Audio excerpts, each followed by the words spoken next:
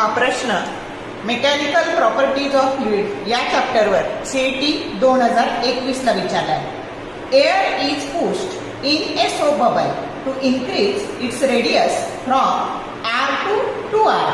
In this case, the pressure inside the bubble, option A, does not change, B, decrease, C, becomes 0 and D, increases. आता काय केस आहे तर soap बबलची radius आपण increase केली, R होती तर ती 2R केली. मग आता बघा pressure inside the soap bubble that is given by formula P that is equal to 4T by R.